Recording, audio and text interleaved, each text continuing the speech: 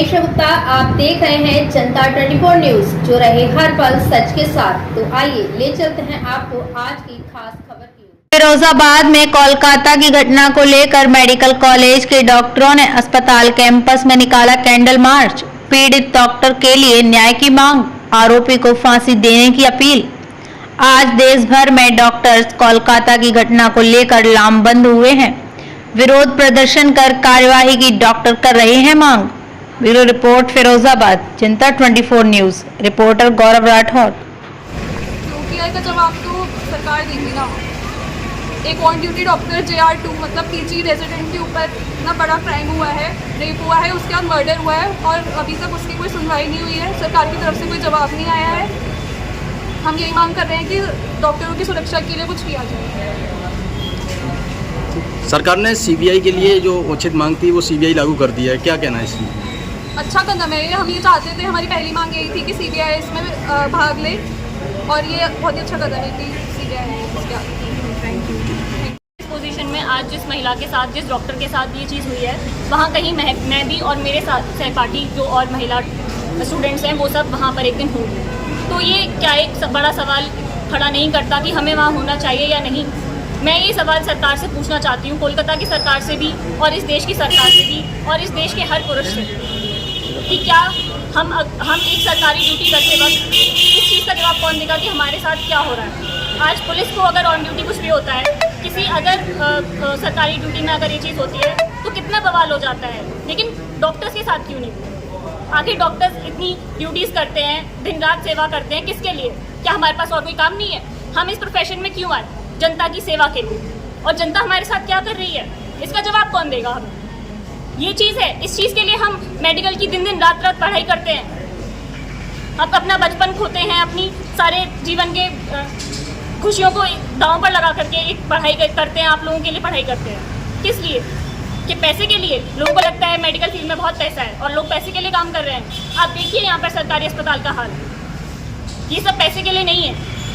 यहाँ पर आप किसी से भी पूछिएगा तो मेजॉरिटी जनता यही जवाब देगी कि हम यहाँ लोगों की सेवा के लिए आए हैं। क्या ये सेवा का फल वो ये देते हैं हमें?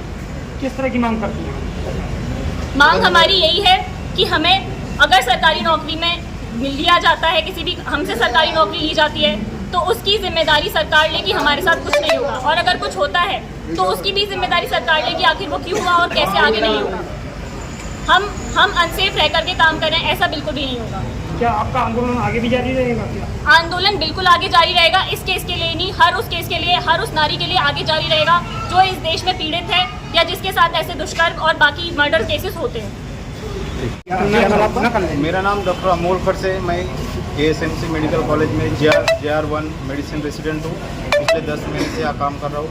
हमारा आज का जो प्रोटेस्ट था वो इसीलिए था कि कोलकाता के मेडिकल कॉलेज में, जो कि बहुत ही पुराना कॉलेज है और प्रेस्टिजियस कॉलेज है, वहाँ के एक JR2 महिला जो थी छात्र, उनका नाइट ड्यूटी के दौरान रेप हुआ है और उनका मर्डर हो चुका है। हमारा प्रोटेस्ट इसीलिए है कि उनके ऊपर जो अन्याय हुआ है, वो अन्याय के लिए जो एडमिनिस्ट्रेशन ने कुछ किया नहीं अभी तक। जो आरोपी है उनको गिरफ्तार भी नहीं किया और एडमिनिस्ट्रेशन कुछ और ही बता रहे हैं कि पेशेंट को कुछ, जो डॉक्टर थे उनको कुछ साइकेट्रिस्ट की प्रॉब्लम थी।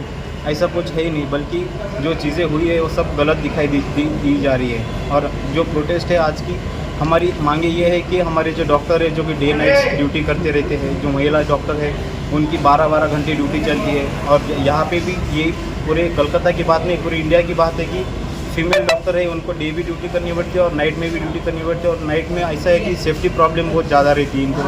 यहाँ पे जो भी जितने भी गवर्नमेंट हॉस्पिटल, वहाँ पे ड्यूटी के दौरान उनको ड्यूटी रूम नहीं रहती है रेस्ट करने के लिए, सेफ्टी नहीं रहती है, गार्ड्स नहीं रहते हैं। और कभी कभी ऐसा हो जाता है कि पेशेंट के अटेंडेंट इतने भीड़ भाड़ में आते हैं तो अकेले डॉक्टर क्या करेगा।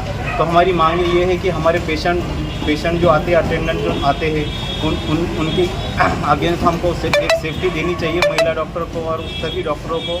और जो भी ऐसा अन्याय डॉक्टरों के ऊपर हो रहा है तो उसके लिए कुछ ना कुछ सरकार ने ऐसा एकदम सही से कानून बनाना चाहिए, ताकि ऐसे आगे से कुछ होना नहीं चाहिए पेशेंट डॉक्टरों के ऊपर हमारे।